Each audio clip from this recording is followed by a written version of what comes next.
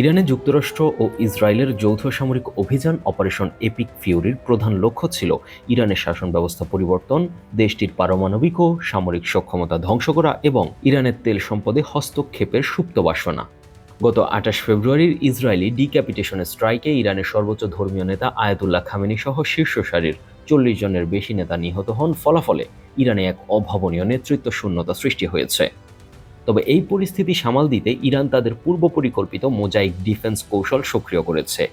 এই পদ্ধতিতে ইরানের প্রধান সামরিক বাহিনী আইআরজিসিকে ৩১টি স্বাধীন রেজিমেন্টে ভাগ করা হয়েছে, যা কেন্দ্রীয় কমান্ড ক্ষতিগ্রস্ত হলেও প্রতিটি প্রদেশকে স্বাধীনভাবে যুদ্ধ চালিয়ে যাওয়ার ক্ষমতা দেয়। এরই প্রতিফল হিসেবে ইরান মধ্যপ্রাচ্যে অবস্থিত মার্কিন ঘাঁটি এবং ইসরায়েলে কয়েকশো ক্ষেপণাস্ত্র ও ড্রোন হামলা অব্যাহত রেখেছে। এদিকে নেতাশূন্য ইরানকে এখন আপৎকালীন দিক নির্দেশনা দিচ্ছেন ইরানের সুপ্রিম ন্যাশনাল কাউন্সিলের প্রধান আলী লারিজানি। আয়াতুল্লাহ খামেনির উত্তরসূরি নির্বাচনে ইরানের সংবিধান অনুযায়ী ৮৮ সদস্যের অ্যাসেম্বলি অফ এক্সপার্টস বা বিশেষজ্ঞ সভা নতুন সর্বোচ্চ ধর্মীয় নেতা নির্বাচন করবে।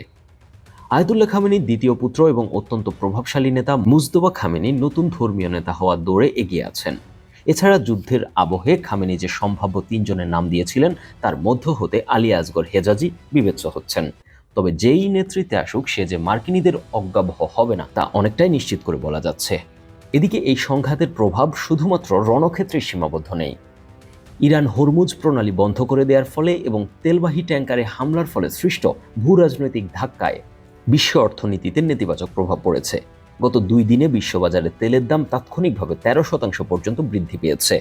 এদিকে কাতার তাদের এলএনজি উৎপাদন বন্ধ করে দেওয়ায় ইউরোপে একদিনে গ্যাসের দাম ৪০% পর্যন্ত বেড়ে যাওয়ার খবর পাওয়া যাচ্ছে। এছাড়া আকাশসীমা বন্ধ হওয়ায় কয়েক হাজার ফ্লাইট বাতিল হয়েছে, যা পর্যটন ও বাণিজ্য খাতে কোটি কোটি ডলারের ক্ষতি সৃষ্টি করেছে। বিশ্লেষকরা বলছেন পরিস্থিতি এখন এক দীর্ঘমেয়াদী ও অনিয়ন্ত্রিত আঞ্চলিক যুদ্ধের দিকে ধাবিত হচ্ছে।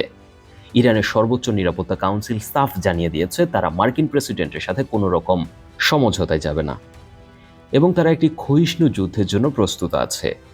এদিকে হিজবুল্লাহ এবং হুথি এই যুদ্ধে সরাসরি জড়িয়ে পড়েছে। বিশ্লেষকদের মতে যদি দ্রুত কোনো কূটনৈতিক সমাধান না আসে তবে এই সংঘাত কেবল মধ্যপ্রাচ্য নয় বরং পশ্চিমা শক্তির সাথে রাশিয়া চীন ব্লকের সরাসরি মেরুকরণকে আরও উস্কে দিয়ে ক্রমান্বয়ে এক মেরু বিশ্ব ব্যবস্থা সৃষ্টি করতে পারে। তবে একদল বিশ্লেষক মনে করছেন স্নায়ুযুদ্ধ পরবর্তীতে ক্রমান্বয়ে সৃষ্ট হওয়া দ্বিমেরু বিশ্ব ব্যবস্থা দৃশ্যত ভেঙে পড়েছে। মধ্যপ্রাচ্যে পশ্চিমা ব্লকের প্রধান প্রতিরোধ শক্তি ইরানের চরম দুর্দিনে রাশিয়া এবং চীন দৃশ্যমান কোনো পদক্ষেপ নিয়ে পাশে দাঁড়ায়নি।